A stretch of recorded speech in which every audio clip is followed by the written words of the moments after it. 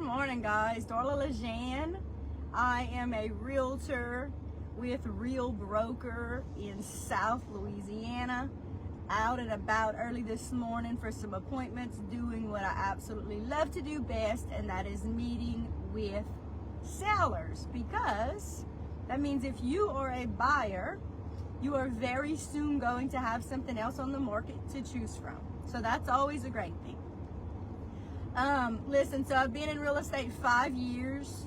I've closed now somewhere in the neighborhood of 350 transactions, and I get these same questions from sellers time and time again. So here's a misconception: that your home can fail an inspection. Let's talk about a couple of things. First of all, inspections are something that the buyer pays for once the house goes under contract. A bank does not require a home inspection, so it is not something that the buyers must do. Now, some certain loans, maybe a bank that is giving a VA loan or a bank that's giving an FHA loan, every once in a while they will request what's called a WDIR inspection, and that stands for wood destroying insects. Most of us think about termites as being the only insect that destroys wood, and that is not the case. So every once in a while a bank may require a wood destroying insect report, which means a pest control company will come out to the house and they'll inspect the house to make sure that you have no kinds of wood destroying insects. Now, generally, the buyer, if they request that, they either request that the seller pays for it, or if they want to choose their own pest control company, they can decide to choose whoever they want to have that report. But a formal inspection of a home is never a mandate of a bank, okay? Now, I would say if you're working with a realtor and you have an amazing realtor, your realtor is going to say to you, if you're the buyer, you absolutely want to have your house inspected that you're buying, because there's no such thing as a perfect house. No such thing as a perfect house. But there is no inspector that's going to come along and inspect your house and say it either passes or it fails. That is not how it works at all. So every inspector, if they're an official inspector, they all have the same list of protocol that they have to look for. So they're looking at the roof, they're looking at the plumbing, they're looking at the inspection, they're looking at the foundation, they're looking at the windows, they're looking at all those things. They're not, at least they shouldn't be, looking for anything that's cosmetic per se. So something maybe that's just ugly is not something that generally goes on an inspection. Things that are out of code, that don't work, that are broken, those kinds of things go on an inspection. But there's no such thing as a pass or fail. And so I tell sellers, let's talk about sellers, then let's talk about buyers. As a seller, when I represent you and I'm listing your home, I am going to say to you, these are the things that an inspector is going to be looking for. And I'll tell you, one of the most common things people don't do is change their air conditioner filters.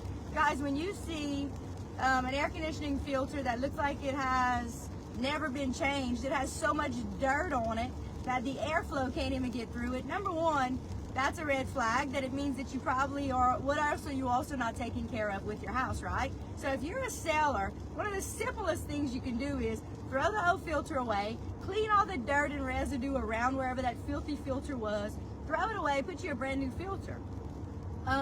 Those little things are important, and they're important to the potential buyer, who then feels like you've taken care of your house, you've maintained your house.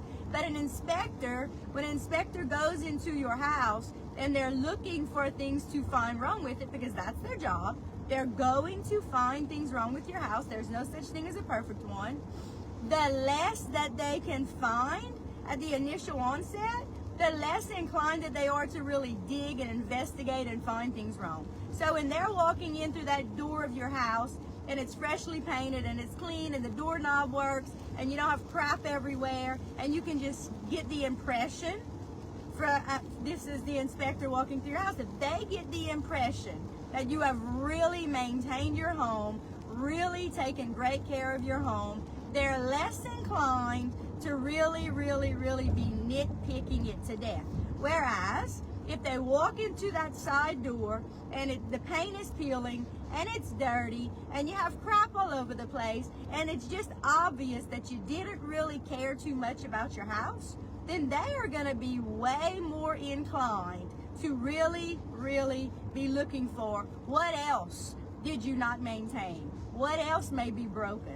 What else may be not up to code? So just keep that in mind. First impressions as a seller are huge, but your house cannot fail an inspection and it can't pass an inspection because, listen, there may be 7 things wrong with your house, and for the buyer, those things may just be nitpicky and not even worth mentioning. They may not ask you to do anything to your house if you're the seller, and especially if you do an amazing job of being proactive before it hits the market. Listen, we all live in our homes. There are all things that need to be fixed. We know we all have the loose faucet, the loose doorknob, maybe the leaky pipe under the kitchen sink that we don't even know is leaking. We all have those things. But when your house hits the market, your goal is to sell it as quickly as humanly possible, for the most amount of money humanly possible, right? And you want it to appraise. So you want all those things to be alleviated before an inspector finds them. All right, so let's talk about pass or failing though when it comes to appraisal. And appraisal and inspection are 2 separate things, and a lot of sellers believe it's one and the same. A lot of buyers believe it's one and the same. It is absolutely not. Okay, so an inspector's checking out your house. They're looking for anything that can be wrong with the roof, the foundation, the plumbing, the electrical, or their broken windows, all those kinds of things, right? Let's say you get through inspections, the buyer doesn't ask you to fix anything, and you have maybe on the outside of your house, you have some rotten wood, you have some peeling paint, you may have a cracked glass or 2, okay? Then let's just pretend that the buyers that are buying your house have some kind of government loan, which means they're either VA approved, they're RD approved, which is also USDA, or they're FHA.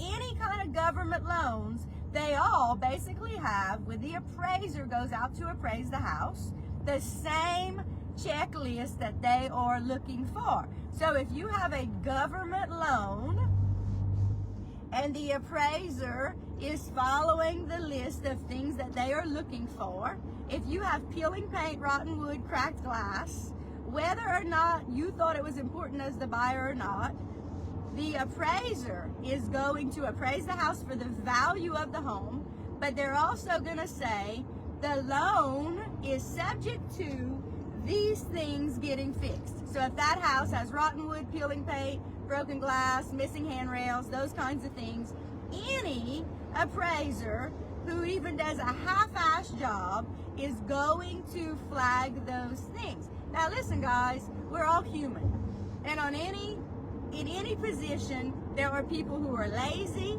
there are people who are just average, and there are people who are very nitpicky. You as the buyer and or the seller has no say in what appraiser goes out to appraise that house. None whatsoever. So the bank sends out a message, it goes out to a pool of appraisers, and let's just say that your house is for sale in Eunice. The bank, the lender, whoever the buyer has, is sending out a call to what appraiser is available to come out and appraise that house. None of us get to decide who it is. So Joe Blow is coming to appraise your house. Let's just say Joe Blow is pretty lazy, and Joe Blow just looks at it in pictures online, and online it looks amazing. It looks like there's no peeling paint, there's no broken windows, there's no rotten wood. It looks awesome. And Joe Blow, the appraiser, just decides to do a drive-by and doesn't walk the property and doesn't see other things wrong with it. He very well may not mark anything on that appraisal that has to be done. Now y'all, that doesn't happen often.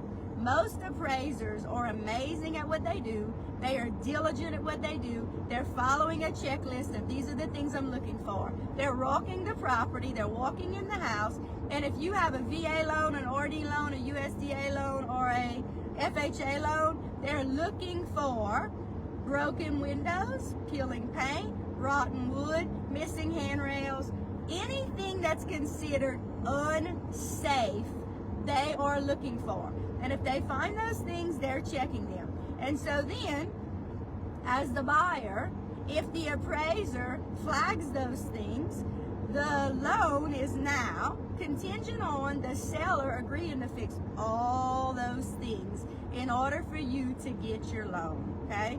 So, when you are a seller, what your goal should be is to have your home, when it hits the market, know that it is passing any kind of appraisal, okay? Because can it fail the appraisal? No, it can't fail the appraisal, but there can be things that the appraiser is going to call to get done. So what I say to people is, when your house hits the market, you want to make sure that it is compliant with everything, so that any kind of buyer with any kind of loan type, whether it's a government loan, a conventional loan, just a small bank loan, whether it's a loan from your parents, whatever kind of loan it is, that it's going to not only not get all kinds of things flagged during inspection, but during an appraisal, an appraiser is not going to find any reason to cite what the seller then needs to do. Because what happens is, that appraiser, let's just say there's 3 broken windows on the house